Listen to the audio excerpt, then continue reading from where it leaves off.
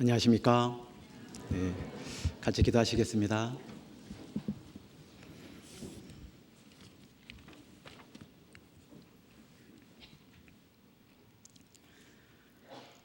저희를 사랑하시는 우리 아버지 하나님, 진심으로 감사드립니다. 저희가 아무것도 알지 못한 채 많은 세상 사람들이 그러하듯이 눈에 보이는 대로, 마음에 원하는 대로만 살아왔던 죄 많은 인생들이었습니다. 그런 저희들을 하나님께서 먼저 불쌍히 여겨주시고 주님의 보혈의 공로로 아무 값 없이, 아무 대가 없이 영원한 천국을 소망하며 살아갈 수 있도록 변화시켜 주시고 은혜 베풀어 주신 것을 진심으로 감사드립니다. 저희들이 그 은혜와 사랑을 입었음에도 아직까지 연약한 육신이 있다 핑계대며 세상 사람들이 누리는 것 누리지 못한다 불평하고 쌓아놓은 것 얼마 없다 원망하는 삶을 살진 않았는지, 그럼에도 불구하고 저희들을 채찍질하시고 징계하시기보다는 더 큰 사랑으로 불쌍히 여겨주시고 감싸주시고 늘 인생길 가운데 위로하여 주셔서 저희들이 오늘 이 자리에 평안이 있다 믿고 의지하고 있습니다. 저희들의 남겨진 삶을 더더욱 주님을 의지케 하여 주시고 이 세상에서 얻을 수 없는 위로를 오직 주님 말씀 안에서 얻어낼 수 있도록 오늘 이 시간도 주님께서 위로하시고 은혜 베풀어 주시기를 간절히 부탁을 드립니다. 이 자리에 마땅히 함께 하셔야 되는 많은 우리 형제 자매님들, 여러 피치 못할 사정 때문에 이 자리에 못하는 그 사정을 주님께서 긍휼히 여겨주시고 다음에는 그 어떠한 세상에 형편과 사정이 있다 할지라도 이렇게 사랑하는 형제 자매님들과 대면해서 교제 나누고 주님께 위로받는 귀한 시간 다가올 수 있도록 그 모든 형편 주님께서 다스려 주시기를 간절히 부탁을 드립니다. 멀리 그 남미 지역의 선교 중에 계시는 오세일 목사님과 그 일행들 하나님께서 능력과 은혜로 함께하여 주시고 인도 선교차 나가 계신 신효철 목사님과 그 일행 가운데에서도 하나님께서 더 큰 사랑과 인애를 나타내 주셔서 모쪼록 저희들이 얼굴은 알 수 없고 이름 알 수 없는 그 모든 영혼들이 저희들과 같이 확고한 소망으로 주님을 볼 날을 기대하게 하여 주시기를 간절히 부탁드리며 저희를 사랑하시고 늘 도우시고 위로하여 주시는 우리 구주 예수님 이름으로 기도드렸습니다. 아멘. 시편 31편을 같이 넘겨보시겠습니다.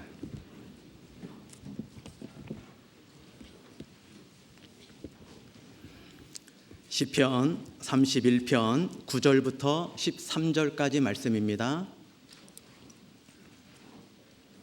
구약성경 822페이지입니다. 구약성경 822페이지 시편 31편 9절부터 13절까지입니다.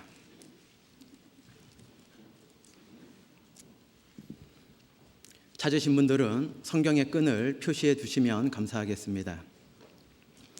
9절부터 제가 13절까지 읽어 올리겠습니다. 여호와여, 내 고통을 인하여 나를 긍휼히 여기소서. 내가 근심으로 눈과 혼과 몸이 쇠하였나이다. 내 생명은 슬픔으로 보내며 나의 해는 탄식으로 보내며 내 기력이 나의 죄악으로 약하며 나의 뼈가 쇠하도소이다. 내가 모든 대적으로 말미암아 욕을 당하고 내 이웃에게서는 힘이 당하니 내 친구가 놀라고 길에서 보는 자가 나를 피하였나이다. 내가 잊어버린 바 됨이 사망한 자를 마음에 두지 아니한 같고 파기와 같으니이다. 깨트릴 파자 그릇 기자죠. 깨진 그릇 같다는 겁니다. 13절 내가 무리의 비방을 들어오며 사방에 두려움이 있나이다. 저희가 나를 치려 의논할 때에 내 생명을 빼앗기로 꾀하였나이다. 이 말씀을 지금 저희들에게 토로하고 있는 이 다윗이 누구입니까?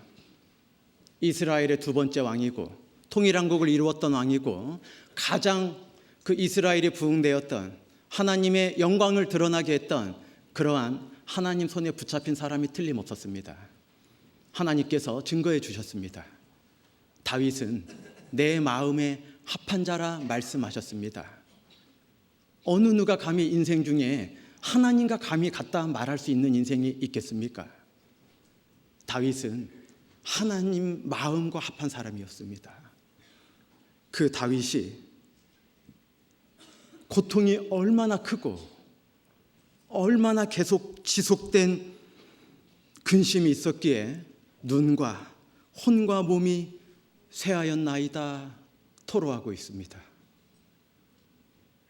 크고 지속된 고통만이 아니라 얼마나 많은 대적들이 있었는지 11절에 내가 모든 대적으로 말미암아 욕을 당하고 내 이웃에게서는 위로와 따뜻함을 받는 게 아니라 오히려 더더욱 심히 당하고 친구들은 놀라고 길에서 보는 자들은 나를 피하고 있다 고백하고 있습니다.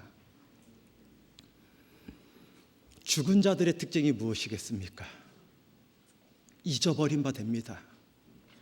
내 평생에 소중하고 내 평생에 많은 추억과 위로와 기쁨과 힘이 되었던 그분도 주님께로 간 이후에는 아무리 간절한 마음이 있어도 한 해, 두 해, 한 달, 두 달, 한 주, 두 주 가다 보면 그 슬픔도 잦아들고 그 기억도 많이 사라지게 될 겁니다. 12절에 사망한 자를 마음에 두지 아니한 같이 내가 사람들에게 잊어버린 바 되고 있습니다 고백하고 있습니다.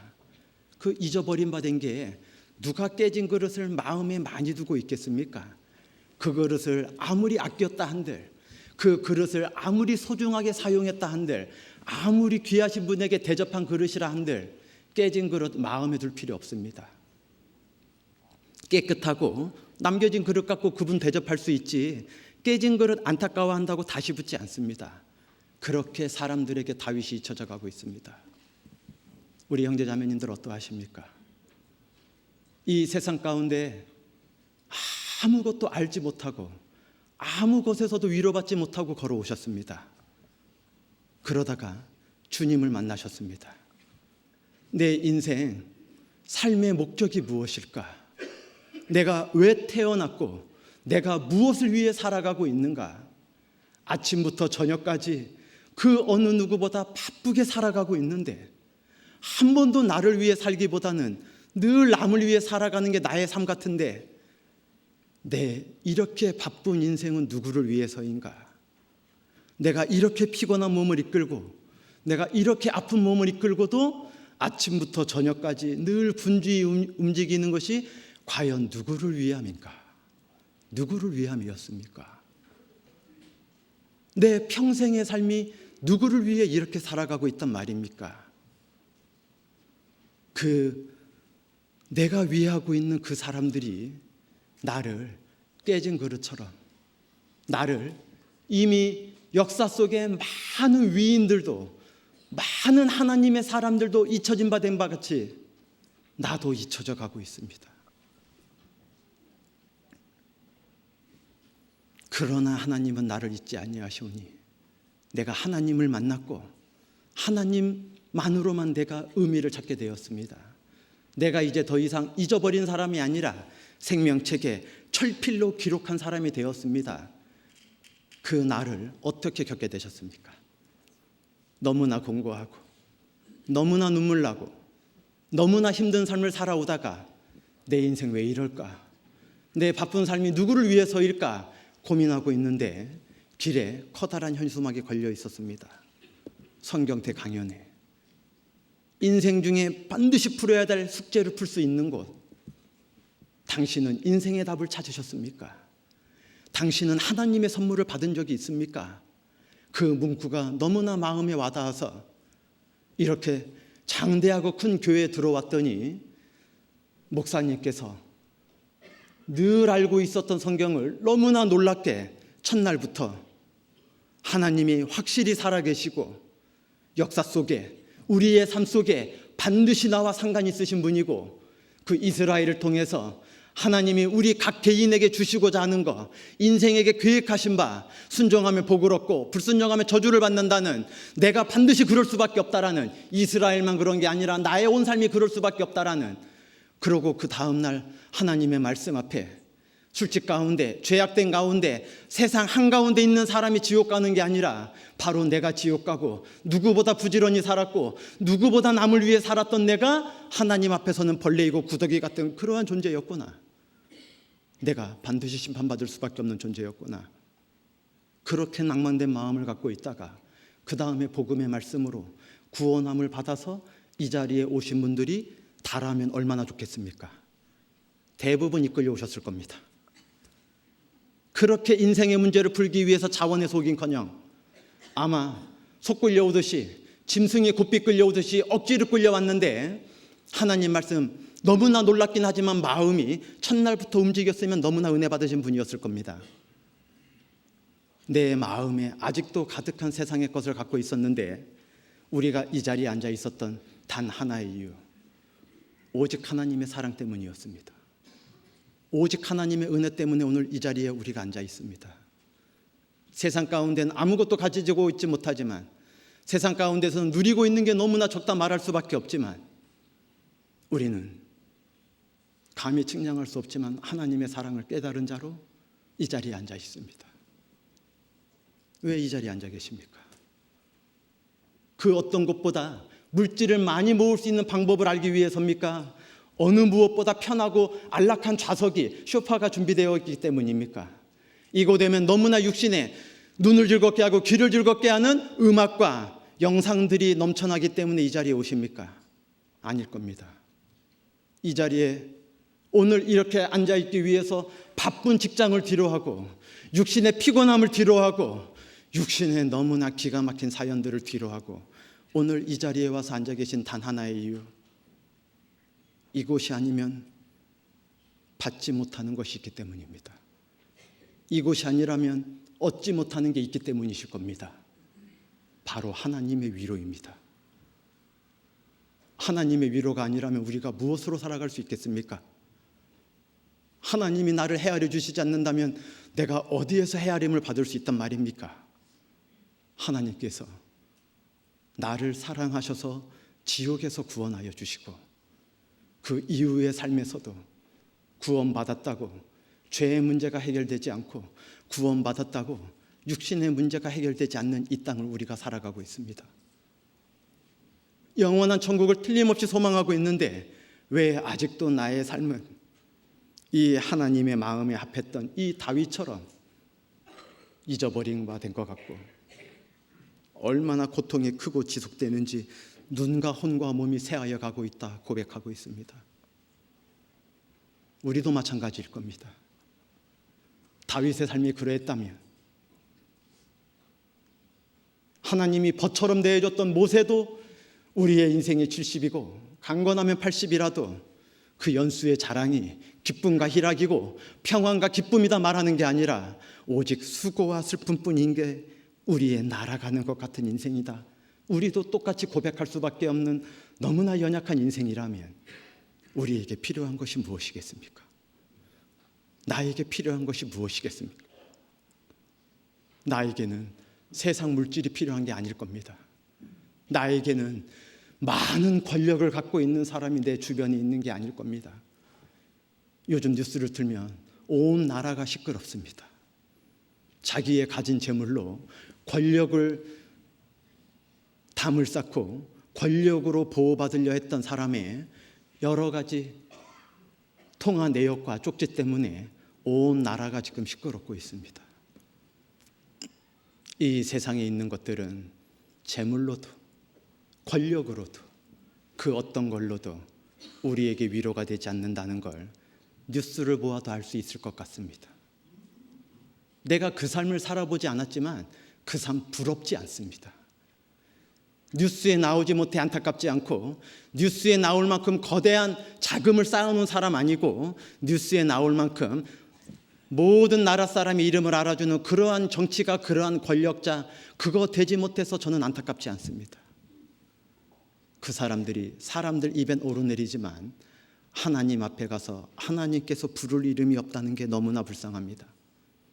세상에선 쌓아놓은 게 많은데, 세상에서는 너무나 가진 게 많은데 하나님이 불러줄 그 이름 석자가 없는 겁니다. 세상에서 부자이고 세상에서 방백이었는데 나사로 같은 이름 세 글자가 없는 겁니다. 저에게는 여러분들만 아는 이름이 아니라 하나님께서 불러줄 이름이 있다고 저는 위로받고 살아가고 있습니다. 저의 삶은 많은 사람들이 알지는 못하고 일부분의 사람이 알지 못하지만 그 사람들이 알아주니 다행이다 생각지 않습니다. 저의 가족과 제가 교제했던 사람들, 제가 아주 소중하게 생각했던 사람들이 나를 알아준다고 저는 위로되지 않습니다. 저의 위로는 오직 하나입니다. 하나님이 저를 알고 계시다는 겁니다. 하나님이 저를 헤아리고 계시다면 저는 인생길 가운데 아직 감히 말할 수 없지만 이 자리에 많은 어르신들 앞에서 내가 앞으로 살아갈 때 어떠한 삶을 살도록 하겠습니다 감히 다짐하는 그러한 담대한 사람 못 되지만 제 남겨진 인생 동안 만약에 제가 감당할 수 없는 어려움이 찾아오게 된다면, 만약에 잊혀질 것 같은 사람이 되는 것 같은 커다란 고난이 제게 찾아온다면 저는 한 분 이름 부르짖을 겁니다. 저는 한 분만 저를 기억해 주기를 간절히 원하게 될 겁니다.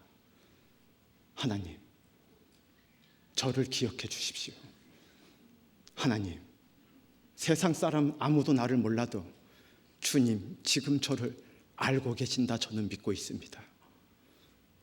제가 걷는 이 길이 어떠한 길인지, 세상 사람들을 부러워하며 악한 쪽에 서서 걸어가고 있는 길인지, 악인의 형통을 부러워하며 그 뒤를 쫓아가고자 하는 길을 걷고 있는지, 아니라면 가시밭이 놓여져 있어도, 많은 사람의 핍박이 있어도, 이웃들의 조롱이 있어도, 가족들의 혼란이 있어도 저는 이 길을 벗어나지 않겠습니다. 저는 이 길을 고수하도록 하겠습니다. 주님이 이곳에 저를 세워놓았다면 주님이 데려가시기 전에는 물러가지도 않고 좌로도 우로도 저는 결코 치우치지 않겠습니다. 그렇게 저는 다짐하고 싶습니다. 이 세상을 바라보고 싶지 않습니다. 이 세상에 무엇이 나를 위로할 수 있단 말입니까? 인생 중에 가장 많은 걸 누렸던 한 사람이 있습니다. 얼마만큼인지 측량도 못할 만큼 사람들이 단 하나만 있어도 부러워하는 그 금덩어리를 쓰잘데가리 없는 방패를 만들어 걸어놓았던 왕이 하나 있었습니다. 알고 계시는 다윗의 아들입니다. 솔로몬 왕입니다. 솔로몬이 뭐라고 했는지 한번 넘겨보도록 하겠습니다. 이거 표시하시고 전도서 4장을 잠깐 넘겨보시죠.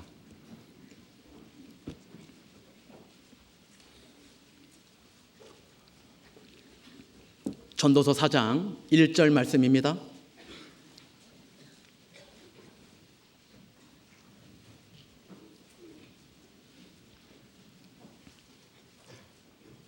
전도서 4장 1절 951페이지입니다.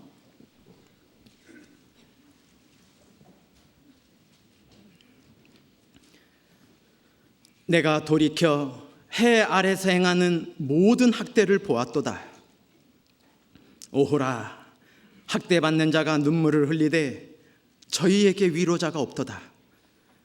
저희를 학대하는 자의 손에는 권세가 있으나 저희에게는 위로자가 없도다. 해 아래 행하고 계시는 우리 사랑하는 형제 자매님들, 지금 나의 행하는 길이 어떠하십니까? 나를 감싸주고 나를 격려해주고 나를 편들어주고 늘 내 편이 되어주는 분들이 주변에 가득하십니까? 기회만 되면 나를 이용하고 기회만 되면 나를 학대하려는 사람들 가운데 이 신앙을 지켜나가고 계십니까? 나의 길이 어떠합니까? 부러울 거 없을 것 같은 이 솔로몬이 세상 권세 있는 사람들 가운데 위로자가 없다 말씀하고 있습니다. 우리의 인생을 광야에다 비유하셨습니다. 이 40년 광야 걷는 걸 기억하라 말씀하셨습니다.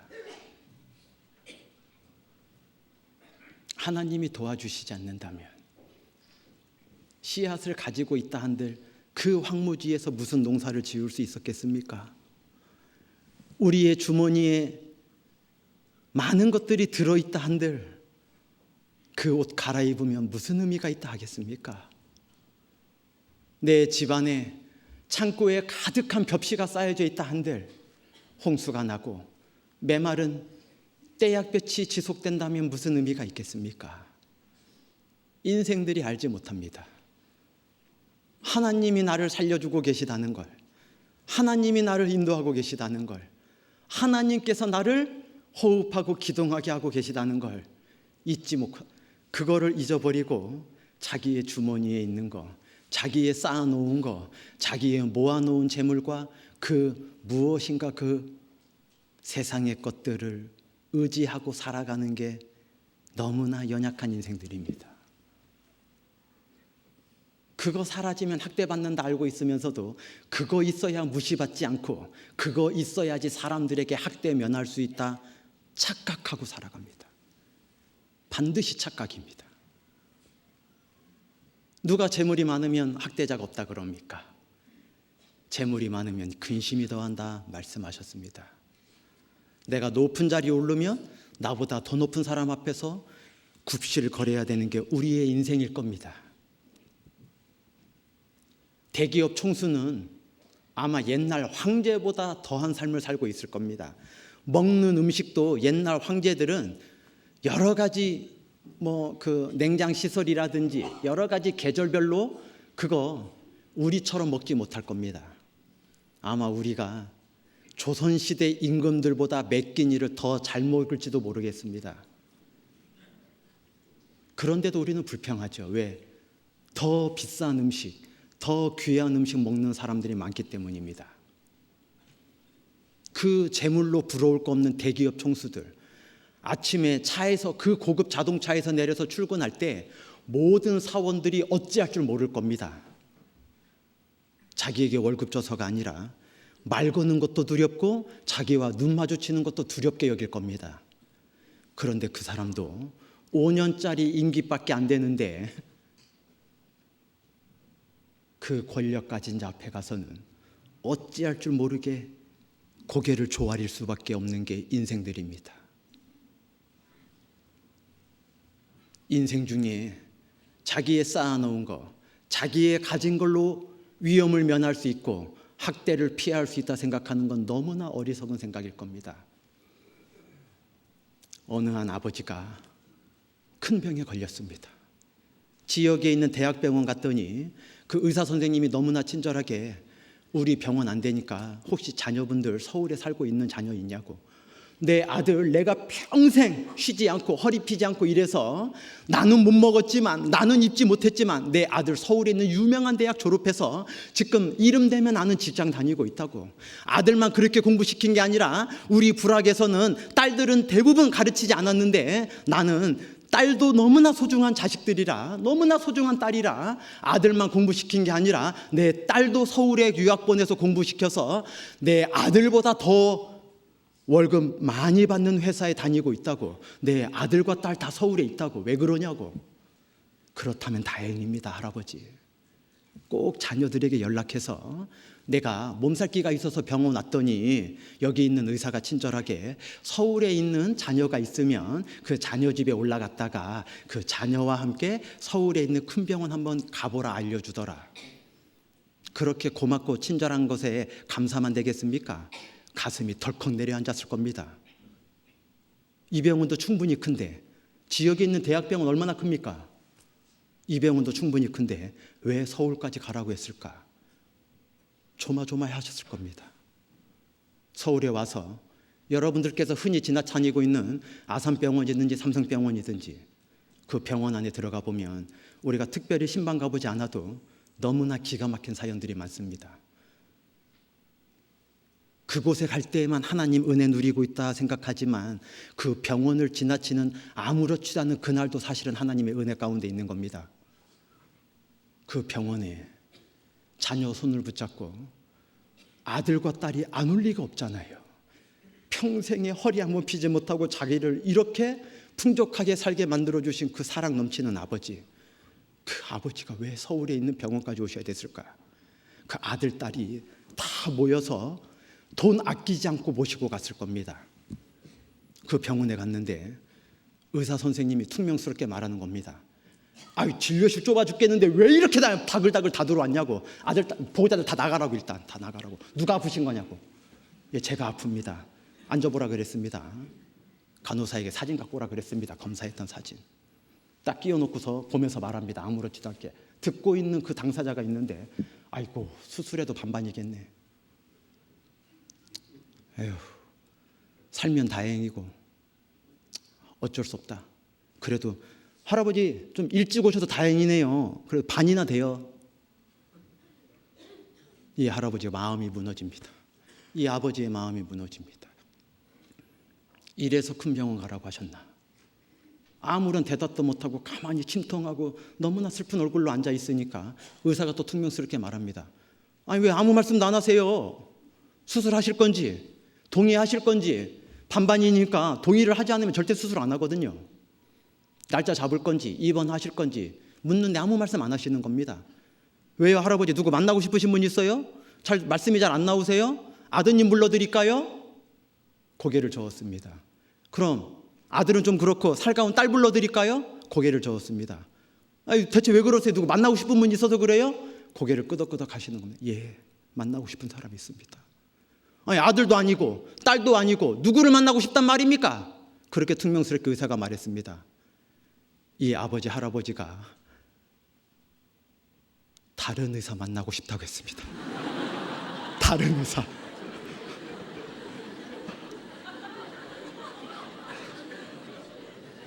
자기 병에 걸렸는데 아들 들어와도 소용없다는 거 이 시골 할아버지지만 알고 계십니다. 딸 들어와 봐야 소용없다는 거 알고 계십니다. 이 할아버지에게 누가 필요합니까? 위로하는 의사가 필요합니다. 걱정 마세요. 이 병원에 오신 거 정말 잘하신 겁니다. 아주 훌륭한 의사 있는데 늦지 않게 오셔도 다행입니다. 수술만 받으면 이전보다 건강하실 수 있습니다. 그렇게 말해주는 의사 만나고 싶으셨을 겁니다. 반반이라니요. 잘못하면 죽겠다니요. 할 말입니까? 우리 주변에 있는 사람들이 그러할 겁니다. 자기가 무엇인가 유용해 먹을 거 있고 자기가 무엇인가 이용할 수 있을 때 그럴 때 우리를 친절하게 대해줄 겁니다. 그럴 때 우리를 가까이 대해줄 겁니다. 그러나 진정 우리를 위로해 주진 못합니다. 누가 우리를 위로해 줄 수 있단 말입니까?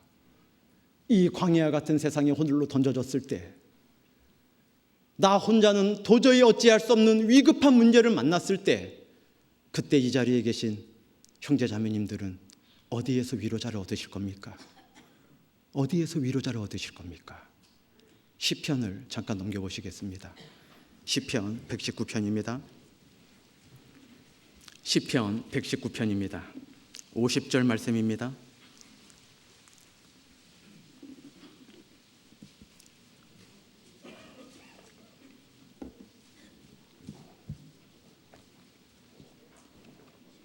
시편 119편 50절 말씀 한 목소리로 같이 읽으시겠습니다. 이 말씀은 나의 곤란 중에 위로라. 주의 말씀이 나를 살리셨음이니이다. 이 광야 같은 인생길 걸어가실 때 아무도 나에게 위로자는커녕 학대자들만 내 주변에 있을 때 그럴 때 무엇이 나를 위로할 수 있습니까? 담당교구 목사님이십니까? 아닐 겁니다. 집사님, 장로님들이십니까? 아닐 겁니다. 오직 이 말씀이 나의 위로가 되어줄 겁니다. 목사님, 저희 교구에는 너무나 훌륭한 장로님 계시고 너무나 존경하는 집사님들 많이 계셔서 정말 그분들이 학대자가 아니라 저희들을 너무나 위로해 주시고 저희들을 늘 힘북돋아 주고 계십니다. 잘 모르시네요, 우리 교구를. 예, 그러신 게 틀림없이 계실 겁니다. 제가 지금 현재 있는 교구도 틀림없이 그런 분 계십니다. 그런데 그분은 어디서 위로를 받는단 말입니까? 그 집사님은 어디에서 위로를 받는단 말입니까? 그 집사님이 모르는 소리 하지 말라 말씀하실 겁니다. 내가 형제자매님들 근심할까 봐, 내가 교회에서 직분 맡은 자로서 낭망하고 절망하는 게 본이 되지 않기 때문에 늘 기쁜 얼굴로, 늘 힘 있는 삶으로 살아가는 것 같지만 나도 혼자 있을 때 눈물 짓는다 고백하실 겁니다. 나 보아주는 이 없을 때 나와 한 입을 덮고 있는 이 사랑 넘치는 자매도 나를 몰라준다 생각될 때 있으실 겁니다. 나를 너무나 알고 있는 이 남편도, 이 신앙 깊은 형제도 나를 너무나 모른다 생각될 때가 반드시 계실 겁니다. 인생은 그렇게 되어져 있습니다. 인생은 사람한테 위로받으면 큰일입니다. 그 사람 멸망하면, 그 사람이 호흡이 끊어지면 나의 위로도 그날 끊어질 수 있기 때문입니다. 사람은 사람한테 위로받으려고 해서는 안 됩니다. 사람은 나보다 뛰어난 사람, 나보다 많이 가진 사람, 나보다 경험이 많은 분, 나보다 마음이 바다처럼 넓은 분, 그런 분이 살아가는 데에는 방편이 될 수 있고 도움이 될 수는 있지만 그분을 위로자 삼으시면 안 됩니다. 큰일 날 수 있습니다. 사람은 어느 누구도 완전할 수 없습니다. 이 말씀만이 완전합니다. 이 말씀만이 나의 곤란 중에 위로가 되어 주십니다. 내가 재물로 살아가는 게 아니라, 내가 떡과 양식으로 살아가는 게 아니라 나는 오직 주의 말씀으로 살아가야 됩니다. 예수님께서 마귀에게 시험 당하셨을 때, 처음 시험 당했을 때 말씀하셨습니다. 사람이 떡으로만 살 것이 아니요 사람이라면 누구든지 먹어야 살 수 있다, 그 뜻이기도 할 겁니다. 그러나 그걸로만 살 수는 없습니다. 사람이 떡으로만 살 것이 아니요 오직 하나님의 입으로 나오는 모든 말씀으로 살 것인지라. 우리는 그 말씀으로 살아가는 겁니다. 이 자리에 오신 이유는 하나님의 말씀이 살았고 운동력이 있어 좌우의 날선 어떤 것보다도 예리하여 혼과 영과 및 관절과 골수를 찔러 쪼개기까지 하며 마음의 생각과 뜻을 감찰하나니 지으신 것이 하나라도 그 앞에 드러나지 않으였고 오직 만물이 우리를 상관하시는 자의 눈앞에 벌거벗은 것처럼 드러나기 때문에 하나님이 나를 알아주시고 위로해 주실 거다. 그 운동력 있는 말씀이 2000년 전에 초대교회만 그리스도인들을 살리게 한 게 아니라, 죽었지만 영원히 부활시킨 게 아니라 나의 현재의 삶도 반드시 살려주실 거다. 그 믿음이 있을 때 우리는 이 메마른 광야 같은 세상을 한 발자국 뗄 수 있게 되는 겁니다. 우리는 이 세상을 무엇으로 살아간단 말입니까? 우리는 무엇으로 위로받으며 살아갈 수 있단 말입니까?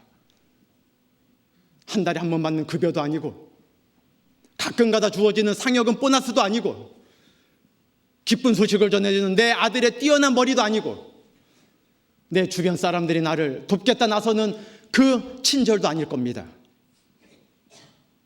내가 살아가는 단 하나의 이유, 내가 호흡하고 기동할 수 있는 단 하나의 이유, 내가 두려움을 갖지 않고 살아갈 수 있는 단 하나의 이유,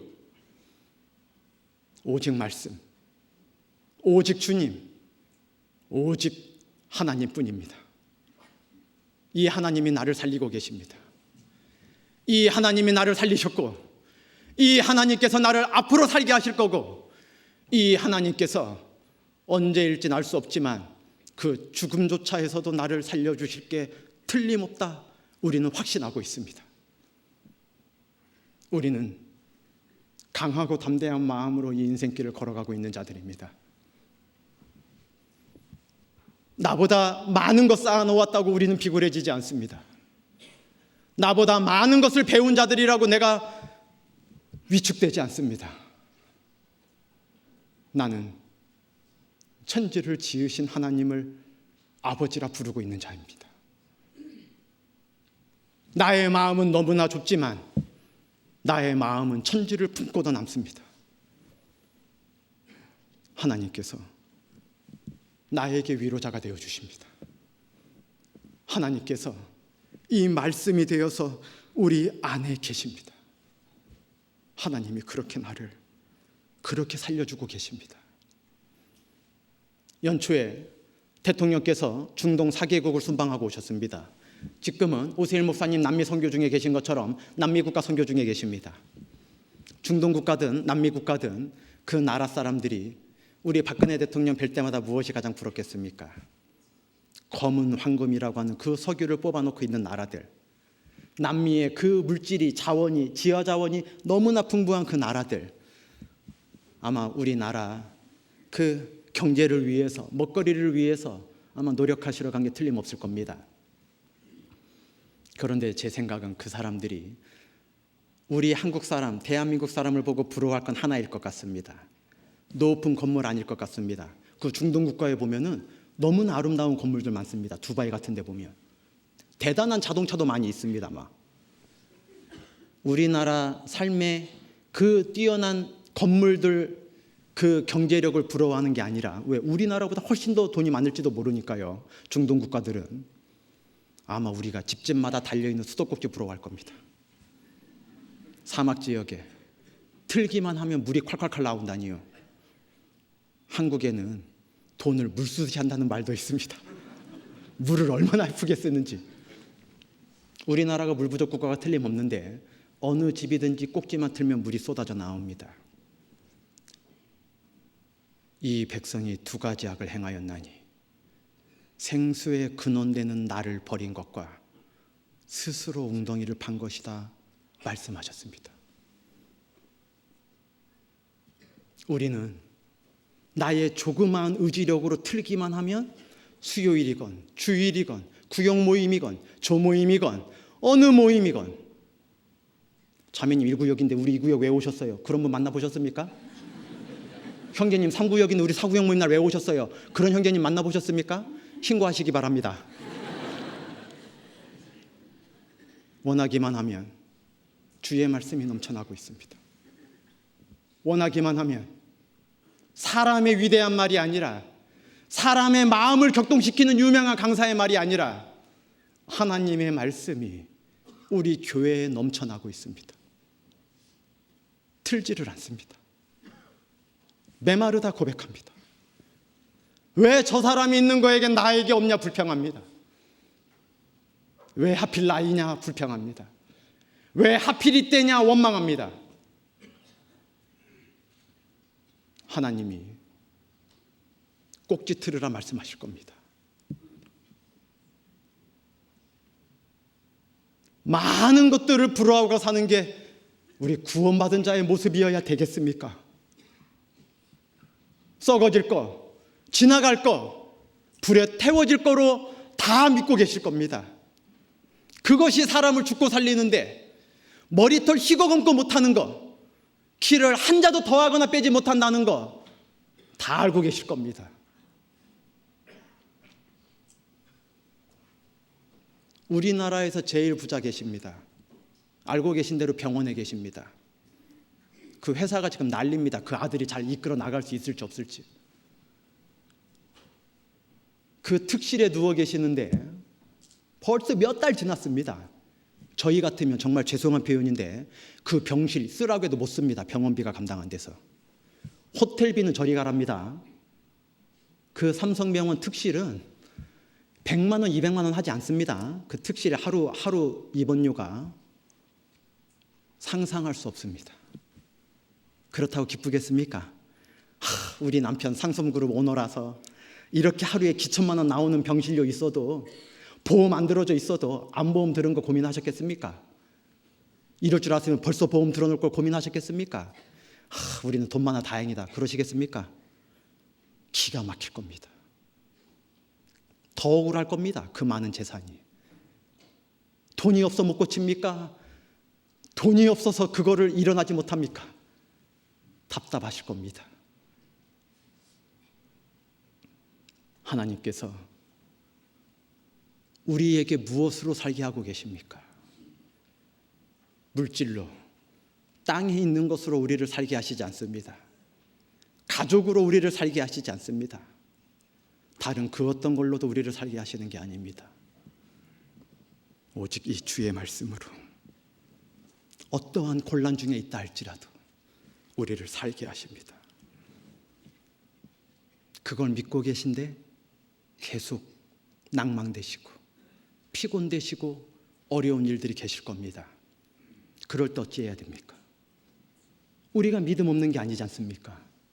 이 확고한 믿음이 있음에도 자꾸 두려움이 엄습해 올 때, 자꾸 다리가 떨려올 때, 자꾸 근심이 곤란이 생길 때, 그럴 때 위로받을 수 있는 세 가지, 이 시편 31편에서 너무나 많은 교훈을 배워오셨지만 목사님들께 저는 오늘 이 시간 세 가지만 말씀드리려고 합니다.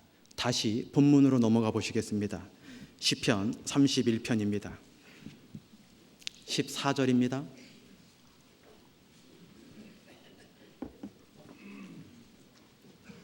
시편 31편 14절.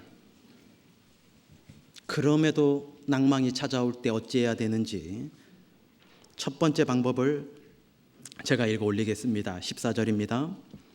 여호와여, 그러하여도 나는 주께 의지하고 말하기를 주는 내 하나님이시라 하였나이다. 그러하여도가 무엇입니까?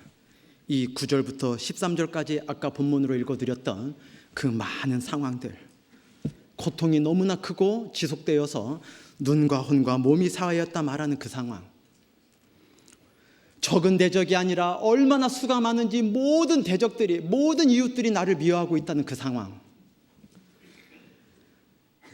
내가 깨진 그릇같이 잊어버림 받은 것 같고 죽은 자들 잊어버린 같이 나를 잊어버리고 있다는 그 상황, 그리고 내 생명을 빼앗기로 꾀었나이다, 그 13절에 말하고 있는 것처럼 바로 위에 그 상황이 있다 할지라도, 그러하여도 내가 하나님을 믿는데 원하는 대로 되어지는 삶이 아니라, 평안과 기쁨이 넘치는 삶이 아니라 이렇게 온갖 어려움이 내 앞에 놓여져 있는다 할지라도, 그러하여도 지금 나에게 주어진 환경이 내 뜻대로 되는 게 아니라 할지라도, 평안이 아니라 온갖 어려움만 지금 내 주변에 놓여 있다 할지라도, 그러하여도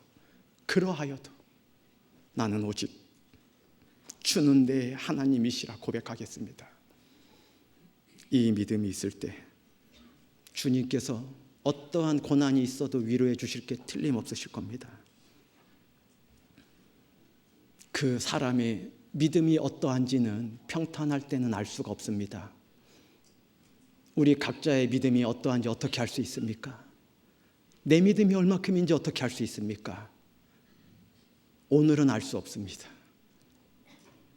이렇게 내가 건강한 몸으로 이렇게 말씀 앞에 앉아있을 땐 알기 어렵습니다.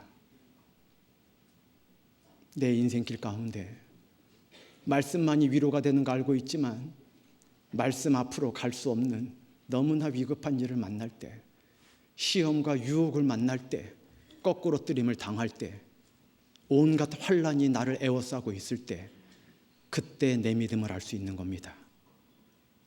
형통하고 감사 넘치는 삶에서는 내 믿음 결코 알 수 없습니다. 말은 할 수 있습니다. 주변 분들에게 그렇게 하시면 안 된다고 말은 할 수 있습니다. 주변 분들에게 더 힘내야 된다 말할 수 있습니다. 주변 분들에게 이거 가지고 넘어지면 안 된다 위로할 수 있었습니다. 그러나 내가 너무나 극심한 환란을 만났을 때, 그럴 때 나의 믿음을 알 수 있습니다. 이스라엘이 바벨론에 끌려갔습니다. 다니엘만 끌려간 게 아니라 사드락 메삭 아벤느고도 끌려갔습니다. 그 갈대아 사람들이, 바벨론 사람들이 시기가 났습니다. 왜? 그 사람들을 바벨론 도의 치리자로 삼아줬거든요. 이 괴팍한 느부갓네살 왕이요. 분이 났습니다. 그래서 왕에게 조서를 받아냈습니다. 왕이 만든 금신상에 절하지 않으면 풀무불에 집어넣는 조서를 받아냈습니다. 그러고 왕에게 가서 말했습니다. 왕께서 은혜를 베푼 그 사드락 메삭 아벳느고가 그 바벨론 도를 치리하게 만드는 그 이방 유대 민족 그 세 사람이 왕이 만든 금신상에 절하지 않도소이다. 왕을 경멸하고 있습니다. 끌고 오라 그랬습니다. 너희가 짐짓 그랬느냐? 일부러 그랬느냐? 지금이라도 기회를 주겠다. 이 느부갓네살 왕이 그 사드락 메삭 아벳느고를 그래도 사랑했던 모양입니다. 아마 잘 다스렸던 모양입니다. 지금이라도 나팔 소리가 들릴 때 절하면 내가 용서해 주겠다. 그런데 나의 이 극렬히 타는 불못불에서 어느 한 신이 건져낼 수 있겠느냐? 이 사드락 메삭 아벳느고가 왕이시여 기회를 주셔서 감사합니다. 지금이라도 절하겠나이다. 그러지 않았습니다. 어느 신이 너희를 구하겠느냐 말했더니 대답할 필요 없습니다. 그랬습니다. 화가 났습니다. 왕이. 당연히 하나님께서 건져주실 거고 우리 형제자매님들 너무나 잘 알고 계시는 그 다니엘 3장에 하나님께서 건져주시겠지만 그리 아니하실지라도 왕이 만든 금신상에 절대 절하지 않겠습니다. 낯빛이 변했습니다. 느부갓네살이. 다른 날보다 7배나 뜨겁게 풀무불을 올려서 그 사드락 메삭 아벳느고를 옆에 끌고 가던 그 신하들이 먼저 타 죽었습니다. 건진받았습니다.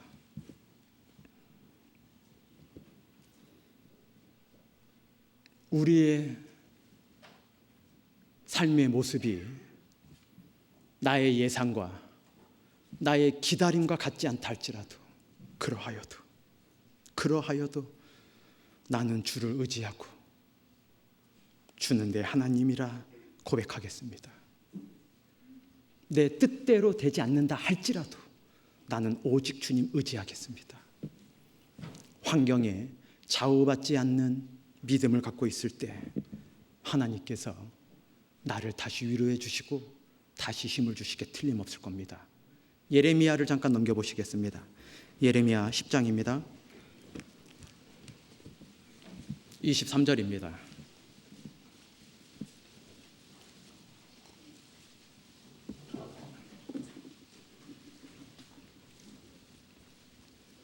예레미야 10장 23절입니다.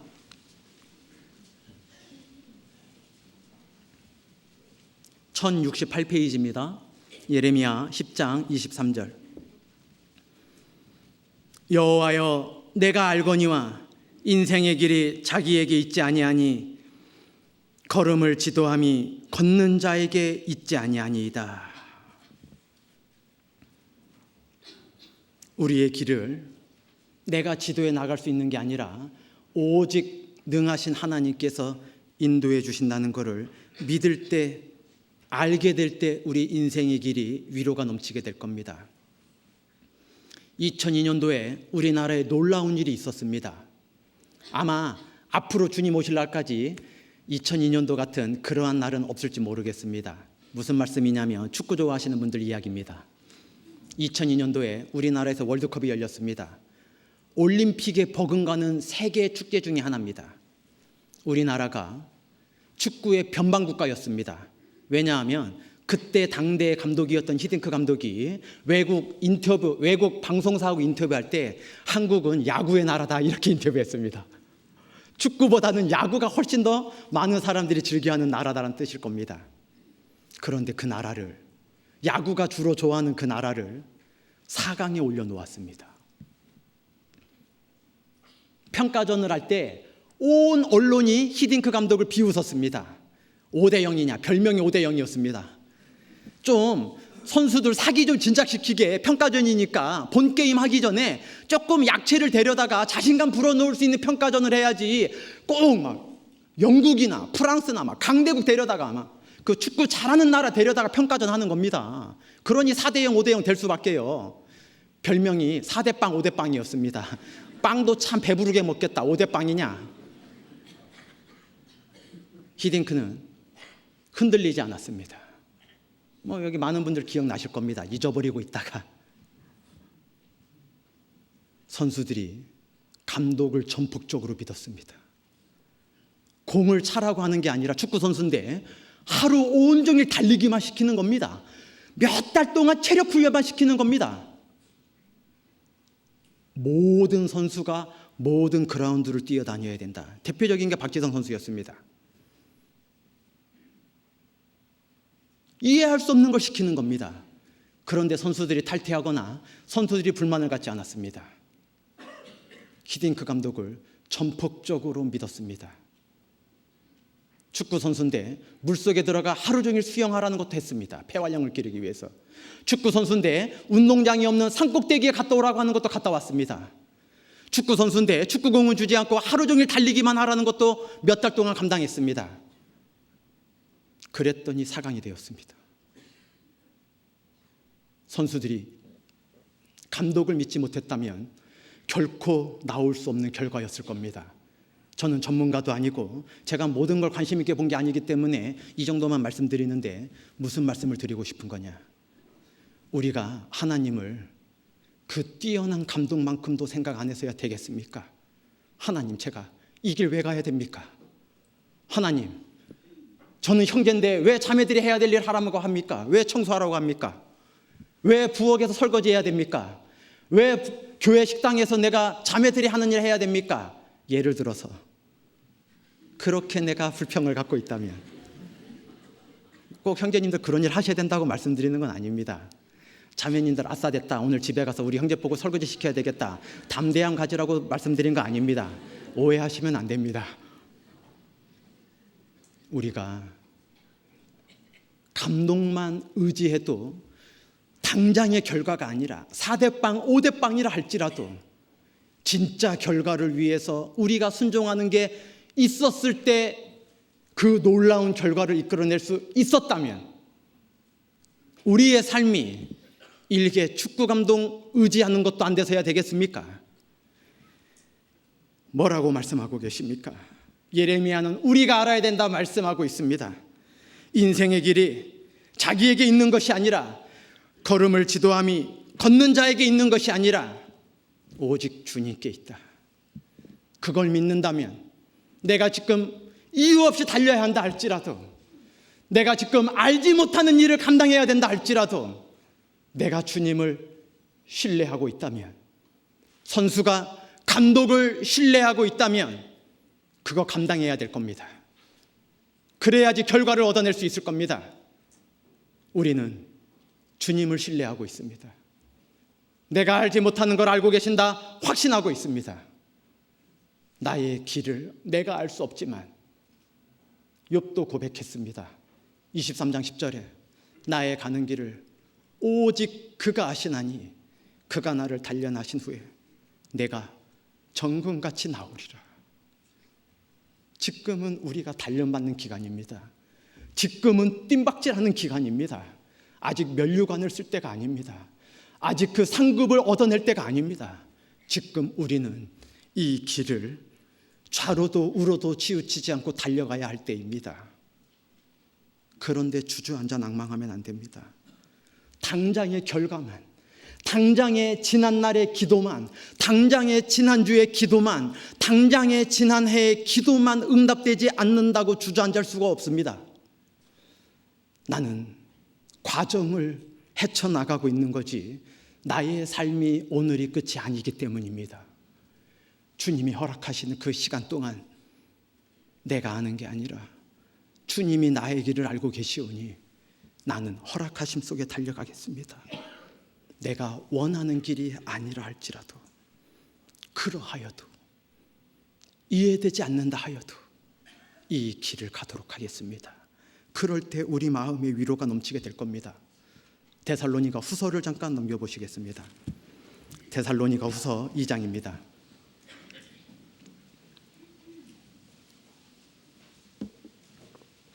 16절, 17절 말씀입니다. 신약성경 334페이지입니다. 데살로니가후서 2장 16절, 17절 말씀입니다. 334페이지입니다. 우리 주 예수 그리스도와 우리를 사랑하시고 영원한 위로와 좋은 소망을 은혜로 주신 하나님 우리 아버지께서 17절은 같이 읽도록 하겠습니다. 너희 마음을 위로하시고 모든 선한 일과 말에 굳게 하시기를 원하노라.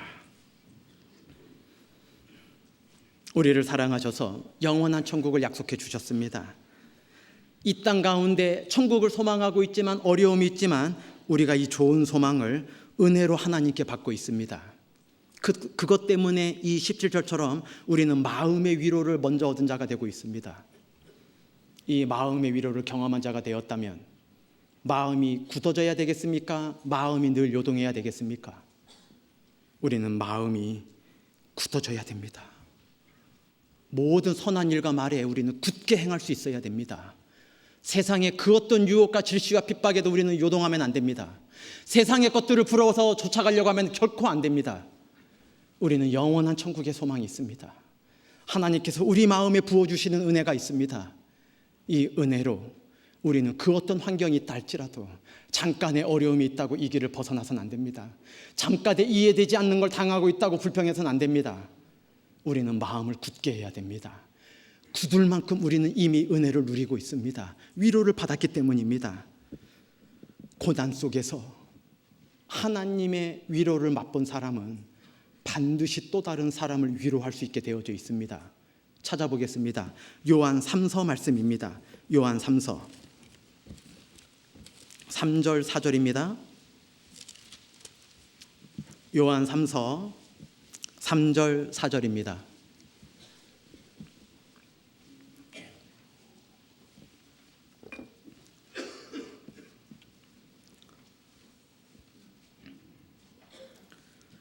형제들이 와서 내게 있는 진리를 증거하되 내가 진리 안에서 행한다 하니 내가 심히 기뻐하노라.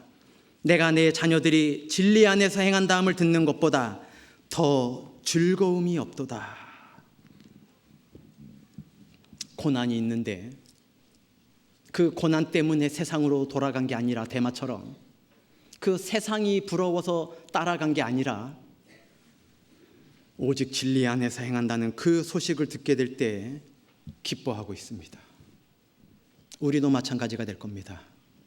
나의 삶에 어떠한 일이 있다 할지라도 내가 우리 조에, 우리 구역에, 우리 교구에, 우리 교회에, 전국 어디에, 아니 해외 어디에 나의 삶이 위로가 될지 모릅니다. 지난주에 목사님 말씀 끝나고 영상을 보셨을 겁니다.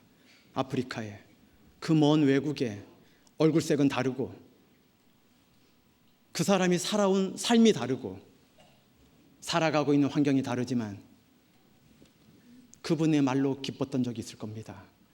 구원받은 자의 간증으로 심히 즐거웠던 적이 반드시 있으실 겁니다.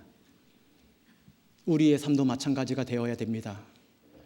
누군가에겐 이 고난 중에 견뎌냄으로 이겨냄으로 위로를 줄 수 있는 그러한 그리스도인도 계실 것이고 어떠한 분은 나는 구원받았더니 온통 받는 건 고난뿐이라고 정말 나는 성경대로 살아가고 있다고 복음과 함께 고난받으라고 해서 나의 온 삶은 위로는 없고 고난만 있다고 무릇 경건하게 살고자 하는 핍박을 받는다고 나처럼 핍박받는 사람 없을 거라고 그렇게 모든 모임에 와서 내가 하나님 믿다가 죽게 되었다 말하는 사람이 혹 있을지도 모르겠습니다. 기쁘겠습니까? 즐겁겠습니까?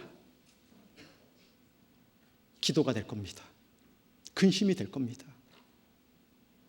우리의 삶이 누군가에겐 근심이 될 수도 있고 우리의 삶이 누군가에겐 심히 기쁨을 줄 수도 있고 즐거움을 줄 수도 있을 겁니다. 저거를 견뎌내시는 분이 계시다. 내가 다는 모르지만 저분의 삶을 내가 어느 정도는 알고 있는데 우리 구역에 우리 조에 다른 분들보다 내가 그분 개인적으로 더 친밀히 알고 있는데 그분이 이겨내는데 내가 이거를 죽겠다고 하면 안 된다. 우리 교회 초창기 때 장로님들, 집사님들 간증 들어보셨습니까?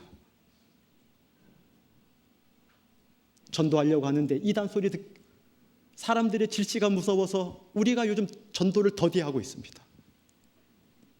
그분들 없으셔서 그렇게 전도됐습니까? 우리가 말할 수 없는 것들이 계셨을 겁니다. 들었지만 이해할 수 없는 것들이 계셨을 겁니다.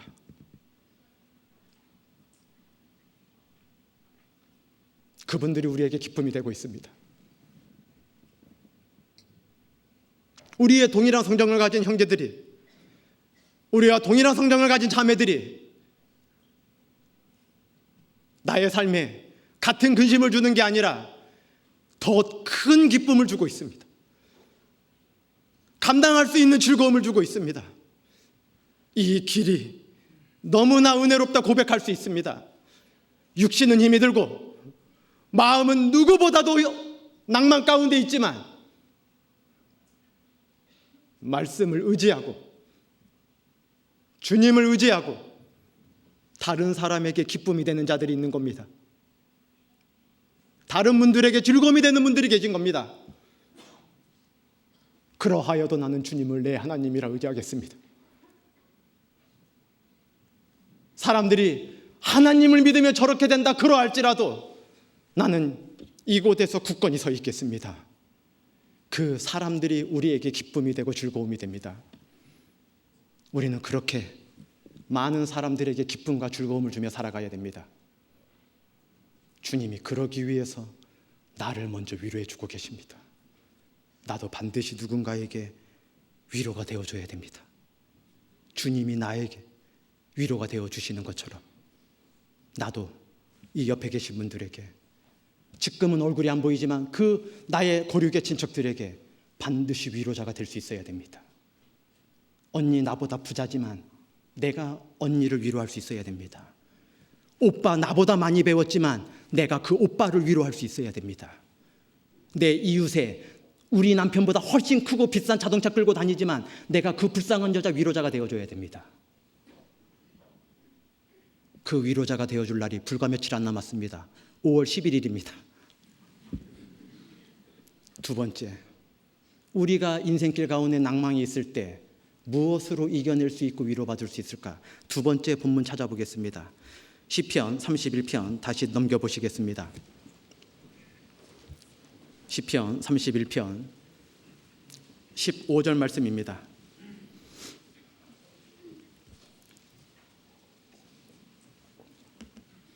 시편 31편 15절입니다.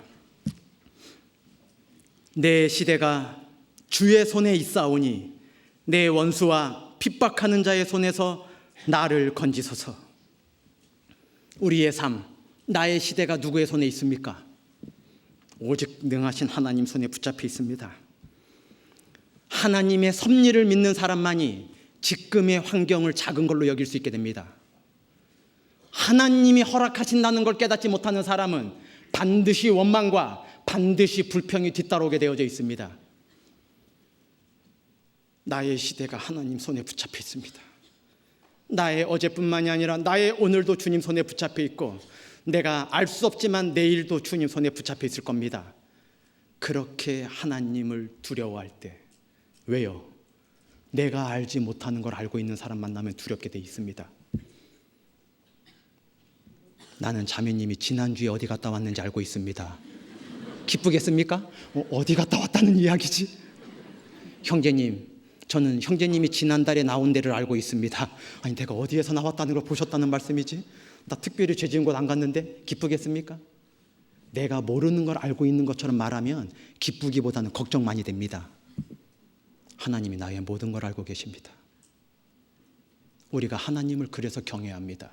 사랑하고 공경하기도 하지만 두려우신 분입니다. 하나님이 용서의 하나님, 사랑의 하나님만 생각하면 죄 짓는 분들 많이 계실 겁니다. 왜? 계속 용서해 주실 거고 계속 사랑만 해 주실 거니까요. 아이를 너무나 사랑만 해선 그 아이 버려버릴 수가 있습니다. 육신의 부모도 그 아이를 편애하고 사랑만 하다가 그 아이의 인생을 망칠 수 있다는 걸 우리 같은 부족한 인생도 알고 있는데 완전하신 하나님께서 우리를 방치하시겠습니까? 우리를 엄하게 대하실 때도 있으실 겁니다. 하나님이 분풀이 하시려고 하시는 게 아니라 우리를 너무나 사랑하시기 때문일 겁니다. 그렇게 우리는 하나님을 두려워할 때 돌아설 수 있게 됩니다. 죄의 길에서, 주님이 기뻐하시지 않는 길에서 돌아설 수 있는 유일한 것은 사랑과 용서의 하나님이 아니라 두려운 하나님을 생각할 때 돌아설 수 있게 되는 겁니다. 우리가 현재의 환경을 원망하지 않으려면 나의 시대가 하나님 손에 붙잡혀 있다는 걸 믿을 때, 그럴 때 하나님을 두려워하게 되는 겁니다. 조금 아래 19절입니다. 31장 19절입니다.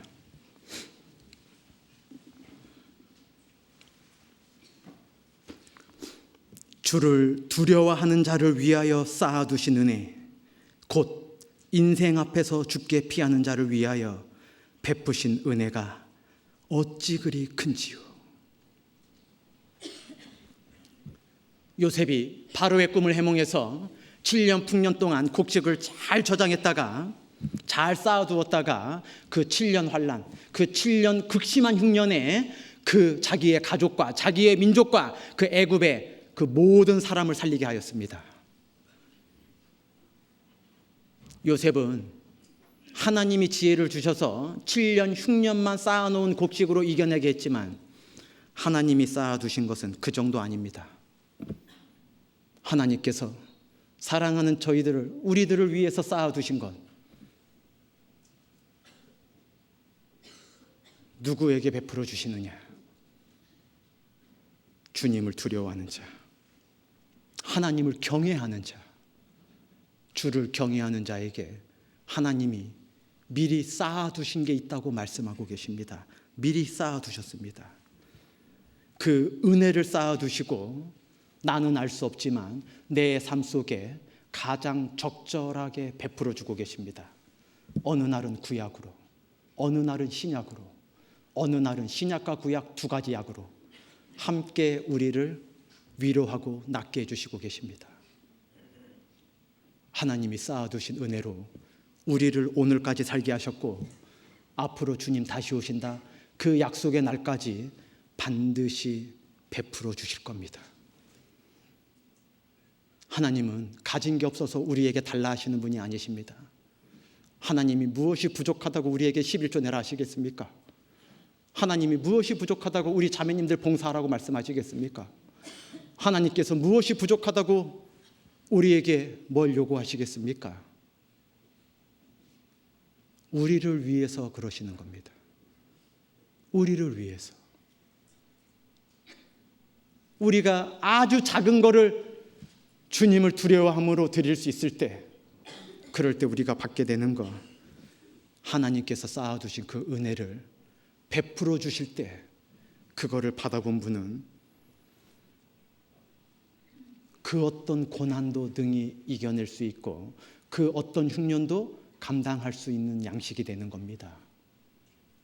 그 모든 말씀이 우리를 은혜롭게 하여 줍니다. 지금의 삶에서는 알 수 없습니다. 하나님께서 우리의 환난 중에서 위로받게 하시고 힘을 주시는 두 번째 이유는 주의 손에 있사오니, 주님의 섭리하심을 믿게 될 때, 모든 것이 주님께 붙잡혀 있다는 걸 믿게 될 때 나의 요즘의 환경은 아무것도 아니라 믿게 되는 겁니다. 로마서 8장을 잠깐 넘겨보시겠습니다. 로마서 8장 말씀입니다. 너무나 유명한, 읽으면서 저절로 애워지는 말씀을 찾을 겁니다. 로마서 8장 28절, 250페이지입니다.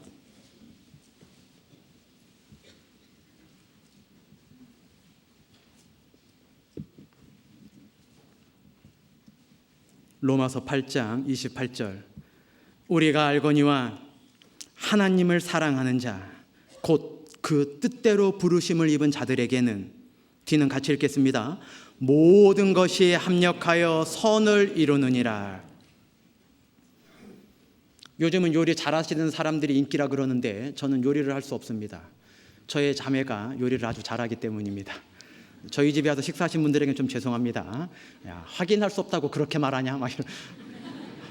하여간 저의 입에는 아주 좋습니다.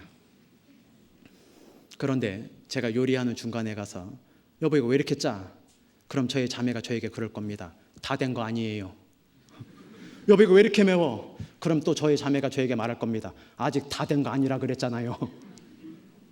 여보 난 감자 싫어하는데 아직 익지 않은 거예요. 익으면 물렁물렁하게 먹기 좋게 될 거예요. 내가 싫어하는 거 우리는 불평하게 됩니다. 주님, 저는 부드럽게만 인도해 주십시오. 주님, 저는 뜨거운 불에 올려놓지 마십시오. 저의 자매가 어떤 그릇은 불에 올려놓고 어떤 그릇은 차가운 물 속에 집어넣기도 합니다. 씻기도 하고 불 속에도 집어넣고. 주님이 우리를 물과 불을 통과케 하십니다. 우리를 그릇이라 말씀하고 계십니다. 우리는 불평할 수 없습니다. 우리가 어느 날 갑자기 그릇 속에 막 버튼 눌렀는데 막 칼날이 막 돌아가는 게 들어올 때가 있죠. 이름은 도깨비방망입니다. 우리는 주님을 믿는데 도깨비 싫어하는데 그릇 안에 도깨비방망이가 들어와서 분당 6,000번 이상 돌아가는 칼날이 내 그릇 안에 들어올 때가 있습니다. 온갖 거를 다 파쇄시키고 온갖 거를 다 부셔놓습니다. 주님 대체 왜 이러십니까? 주인님 대체 그 그릇을 왜 나한테 집어넣는단 말입니까? 그래서는 안 됩니다. 그래야지 요리가 완성됩니다. 요리가 완성되면 그 집안에 있는 식구들이 다 즐겁게 먹게 됩니다. 기쁘게 건강하게 됩니다. 우리가 다 합력하여서 선을 이루는 거지 내 마음에 맞는 것만 해주십시오. 저는 불을 절대 통과하지 않겠습니다. 저는 물속에 들어가 결코 씻김받지 않겠습니다. 저는 딱딱한 음식을 결코 내 그릇에 담지 않겠습니다. 저는 부드럽지만 버섯처럼 입에서 제가 좋아하지 않는 거 받아들이지 않겠습니다. 그래서는 안 됩니다. 모든 것이 다 합력하여서 선을 이루는 겁니다. 그릇이 뭐라고 하면 안 됩니다. 요리하는 사람이 가장 좋은 걸 위해서 집어넣고 있는 겁니다. 자기가 임의대로 뱉어내고 자기가 임의대로 싫다고 하면 합력되지 않습니다. 그것들이 다 합력될 때 우리 교회는 왜 그렇게 순종을 강조합니까? 이해되지 않아도 순종할 때 나중에 결과가 되었을 때 은혜가 감사가 되게 될 게 틀림없으실 겁니다. 내 마음에 맞는 것만 순종하는 게 아니라 내 뜻에 부합되는 것만 따라가는 게 아니라 모든 것이 합력하여 선을 이루느니라. 주님이 지금 가장 좋은 맛을 위해서 요리하고 계십니다. 우리의 얼굴이 다 다르지만 요리의 재료가 다 다르지만 뛰어난 요리사라면 너무나 훌륭한 맛을 내실 수 있을 겁니다. 모든 것이 합력하여 선을 이루느니라. 나는 거기에 쓰임받으면 감사가 되고 은혜롭게 생각하셔야 됩니다. 주의 손에 있사오니 주님 손에 있는 겁니다. 넣든지 말든지 주님 손에 있다는 걸 믿게 될 때 우리가 현재의 환경을 이겨내고 위로받을 수 있게 됩니다. 반드시 그렇게 되어 있습니다. 시편 37편을 잠깐 보시겠습니다. 시편 37편 23절 24절입니다. 828페이지입니다.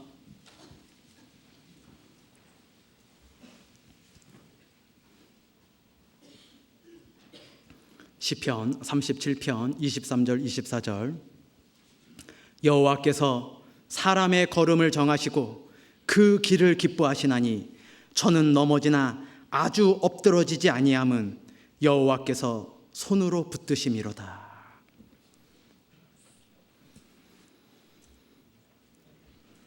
주의 손에 붙잡혀 있고 주님 손께서 우리를 붙드시고 계십니다. 어느 사람의 걸음을 정하실까요? 구원받은 사람입니다. 반드시 구원받은 사람의 걸음을 정하고 그 걷는 길을 기뻐하고 계십니다. 이사야 53장 6절에 보면 우리는 다 양 같아서 그릇 행하여 각기 어떻게 했다 그랬습니까? 제 길로 갔다 그랬습니다. 구원받지 않은 사람들은 각기 제 마음대로 살려고 하는 겁니다. 하나님 믿으니 구속받는구나, 하나님 말씀만 믿으라고 이렇게 힘들게 살라고 하는구나, 그렇게 제 길로 가려고만 합니다. 아직 깨닫지 못했다는 증거가 틀림없을 겁니다. 들었는데 또 들어? 한번 갔잖아. 아직도 자기 길을 고집하는 건 구원받지 못했다는 증거일 겁니다. 수요일 날 바쁘게 오신 이유가 무엇입니까? 내 마음에 이곳에 오기를 정해져 있었기 때문입니다. 내 걸음이 이곳으로 정해져 있었기 때문입니다. 주일날 남들은 꽃피는 산과 들로, 쉬는 곳으로, 낮잠 자는 곳으로, 낚시하는 곳으로, 등산하는 곳으로 발걸음을 옮기지만 우리는 매주 같은 장소로 옮기고 있습니다. 나의 걸음이 정해져 있습니다. 왜입니까? 하나님이 그 정해놓은 곳에 와야지만이 위로받게 해주셨습니다. 그 정해진 곳에 왔을 때 우리의 기쁨이 되고 즐거움이 넘쳐나게 되어져 있습니다. 두세 사람이 내 이름으로 모인 곳에 내가 그들과 함께 하겠다. 그곳에서 우리는 위로를 받고 그곳에서 우리는 은혜를 누리게 되어져 있기 때문입니다. 그곳에 우리의 걸음이 정해져 있습니다. 우리의 다가올 날도 정해져 있습니다. 주님을 보는 그 길을 가야 됩니다. 주님께서 정하신 그 코스를 달리셔야 됩니다. 사도 바울처럼 나의 달려갈 길을 마치셔야 됩니다. 각기 제 길로 가서는 안 됩니다. 내 생각에는 그게 아니라고 자기 생각대로 가서는 안 됩니다. 우리가 하나님이 기뻐하시는 건 정해놓은 길을 갈 때 기뻐하십니다. 그 길 가다 보면 저는 넘어진다 말씀하셨습니다. 사람들 보기엔 넘어질 때가 있을 겁니다. 그러나 아주 엎드러지지 않는다는 걸 경험하셨을 겁니다. 내가 인생길 가운데 답답한 거 있었지만, 내가 인생길 가운데 아무도 몰라주는 거 있었지만, 넘어질 때 있었지만 엎드러지지 않았기 때문에 오늘 이 자리에 앉아 계신 겁니다. 하나님께서 주의 손에 우리를 붙잡고 계십니다. 그럴 때 우리가 위로가 됩니다.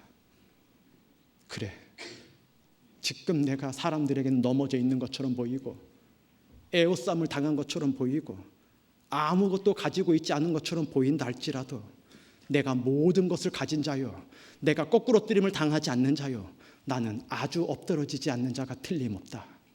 왜요? 내가 강대하고 내가 담대하기 때문이 아니라 주께서 나를 붙잡고 계시기 때문입니다. 내가 주님 손에 있기 때문입니다. 내 시대가 주의 손에 있사오니 하나님의 섭리하심을 믿게 될 때 우리의 현재의 환경을 이겨내는 믿음이 생기게 되어져 있습니다. 세 번째 이유를 시편 31편 넘겨보시겠습니다.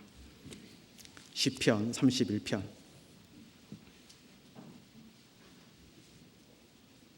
21절 22절입니다.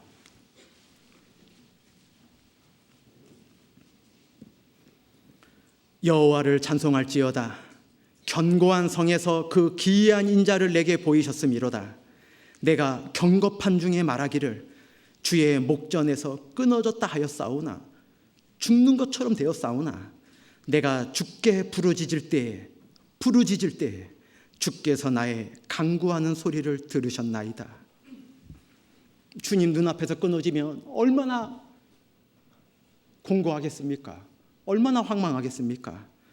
끊어졌다 했사오나, 그럴 때 거꾸러지는 게 아니라 죽게 부르짖을 때 주님이 그 소리를 들으신다 위로하고 계십니다. 우리가 그 어떤 극심한 고난 중에서 하나님 눈앞에서 끊어지는 것 같은 고통이 있다 할지라도 하나님께 부르짖어서 하나님의 은혜를 체험한 신앙이 있다면, 고난 중에 하나님의 위로를 경험하신 신앙이 있다면, 그분은 그 어떤 고난이 앞으로 온다 할지라도 더더욱 주님을 의지하지 그 고난 때문에 죽겠다 말하지 않으실 겁니다. 틀림없이 그러실 겁니다. 우리가 하나님의 은혜 가운데 하나님의 손에 붙잡혀서 하나님께서 우리를 보호하심을 믿고 있음에도 끊어지는 것 같은 고통이 찾아올 때, 그럴 때 해야 될 거 부르짖는 겁니다. 기도하는 겁니다. 기도보다 중요한 것은 기도를 하는 겁니다. 기도를 하지 않으면서 기도가 얼마나 중요한지 논한다면 무슨 의미가 있겠습니까? 우리가 부르짖을 때 주님이 들으십니다. 시편 107편을 잠깐 넘겨보시겠습니다. 시편 107편 6절 7절 말씀입니다.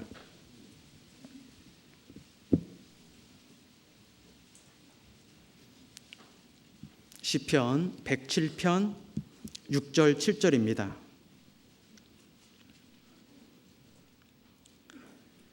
이에 저희가 그 근심 중에 여호와께 부르짖음에 그 고통에서 건지시고 또 바른 길로 인도하사 거할 성에 이르게 하셨도다. 고난 가운데 은혜를 이미 체험했지만 또 다른 근심이 찾아올 때 어떻게 해야 되겠습니까? 부르짖으라 말씀하셨습니다. 간구하라 말씀하셨습니다. 그럴 때 우리를 바른 길로 인도하시고 평안히 거할 성으로 들여주실 겁니다. 우리의 부르짖음이 하나님의 능력을 이끌어낸다는 걸 잊으시면 안 됩니다. 오늘 제가 시편 31편 말씀으로 큰 곤란을 겪을 때 꼭 해야 되는 세 가지에 대해서 말씀을 드렸습니다. 첫 번째는 그러하여도 내 인생 중에 일어나는 일이 내 뜻대로 되지 않는다 하여도 그러하여도 나는 오직 주님을 의지하고 내 하나님이라 부르짖겠습니다. 그러하여도라는 마음. 두 번째, 나의 모든 것이 주님 손에 있사옵니다. 내가 주님을 벗어날 수 없습니다. 주님을 경외할 수밖에 없습니다. 내 시대가 주의 손에 있사오니 그 마음이 있을 때 위로해서 환난 가운데 건진받을 수 있게 될 겁니다. 세 번째, 부르짖을 때 주님께서 나를 건져주시고 거할 성에 들으신다 말씀하셨습니다. 마지막으로 이사야 57장 한 곳만 보겠습니다. 이사야 57장 18절 말씀입니다.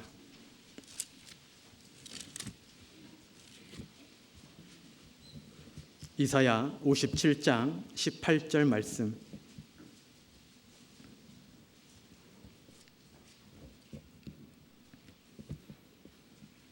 (57장 18절) 1038페이지입니다. 내가 그 길을 보았은즉 그를 고쳐줄 것이라.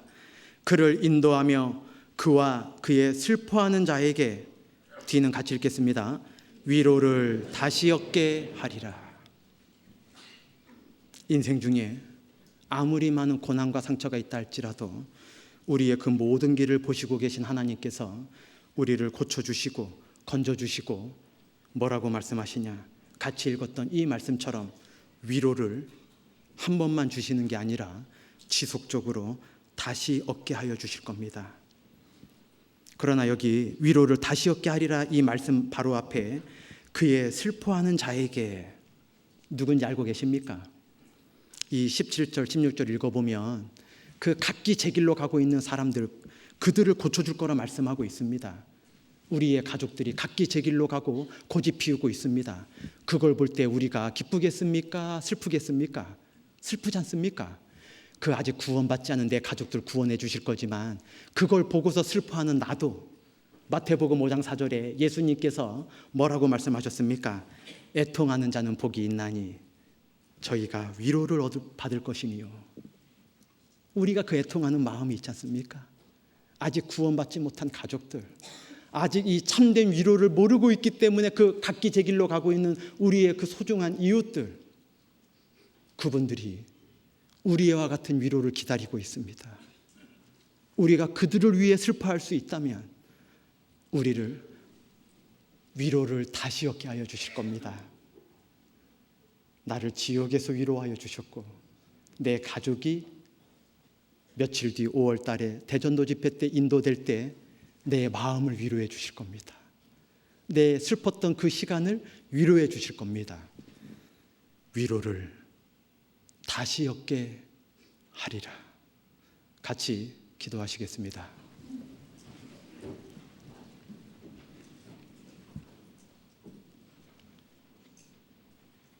하나님 아버지 감사합니다. 저희가 하나님 손에 붙잡혀 있습니다. 어떠한 일이 있어도 저희들 두려움 없이 이 인생길 이기는 삶을 살아갈 수 있는데, 아직까지 나의 사랑하는 고륙의 가족들, 그 이웃들, 소중한 그 분들께서 각기 제 길로만 가고 있습니다.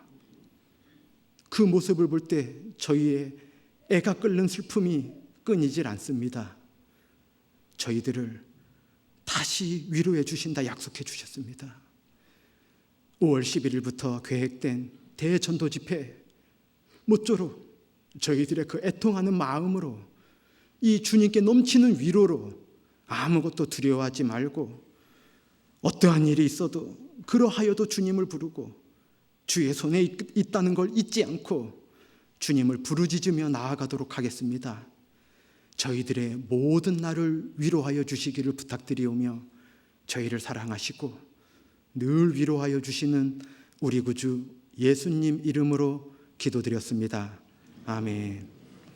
찬송가